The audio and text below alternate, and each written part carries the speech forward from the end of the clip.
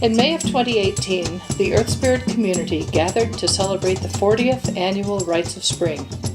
At this important anniversary, we took time to reflect on our stories and our roots, time to explore how participation in this community and in the times that we come together have affected the lives of those who gather on the mountain each year.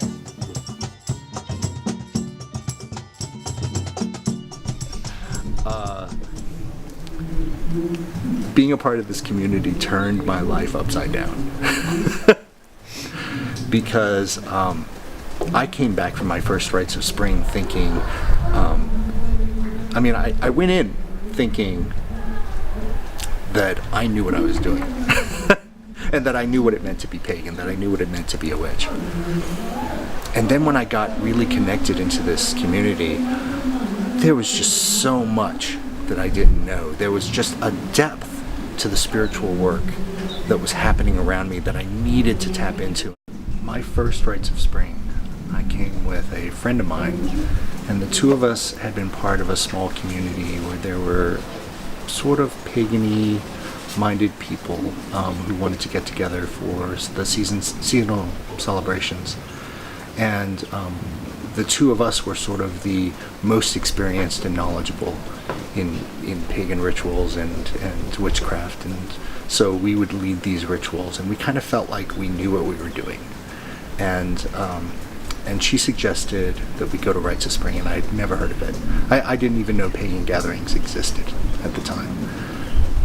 So I remember we were driving up on that Wednesday night, and it was later than we had anticipated getting there. The sun had already gone down, and we're slowly driving down the dirt road, and we can hear drumming off in the distance.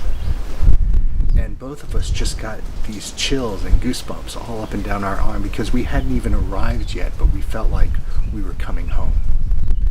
And just the pure magic of hearing drums off in the distance echoing through the valley as we're driving down this dark road, feeling like we were returning to a home we never knew. And that week was transformative for me.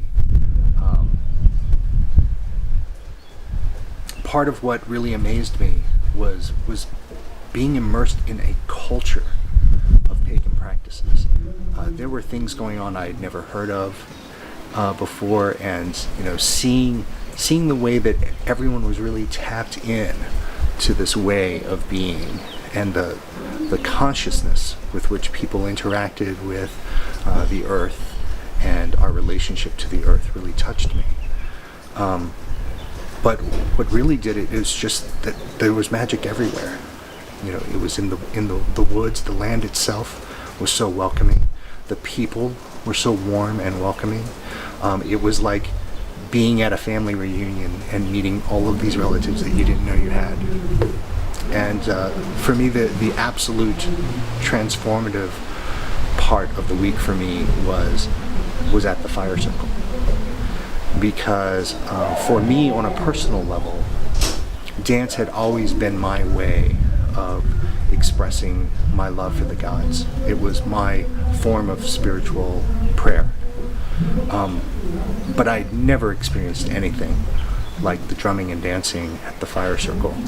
And it made me feel like this was no longer something that I was doing just for myself. And it wasn't just my way of praying. It was like coming to a church that was built just for me. And I often tell people that my spiritual rebirth happened in that fire circle. So I came back from my first Rites of Spring determined to do everything I could to understand and learn as much as I could. And I wanted my spiritual practice to touch every aspect of my life.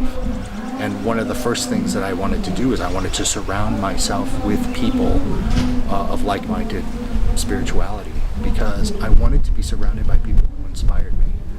Because everywhere I looked in this community were people that were inspiring me and encouraging me just by their mere being, their way of expressing themselves, to be a better person and to be more spiritually connected to my own soul, my own spirit. So as a result, I ended up moving into a household of pagans And we would do things together. We would explore different things. We would just have incredible conversations. We'd hang out together, and just being in the company of other people with like-minded spiritual practices did so much to sort of encourage me to make it more of a central part of my life. So eventually I got to a point where I felt like I needed more formalized training.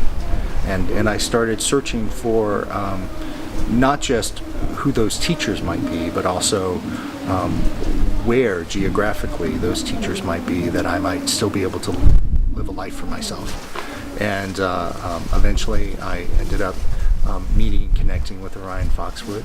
And it wasn't that long after that, it was about 2 years later, right after 9/11, that I ended up moving down to the DC area.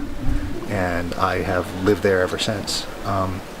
But even though I was initiated into a spiritual family there, I've always considered Rites of Spring to be my spiritual home. And I come back. It used to be that I would have to skip a few years because of the distance, but I reached a point a few years ago where I realized this is my home, and I really can't miss any more Rites of Springs, because this is a family reunion for me.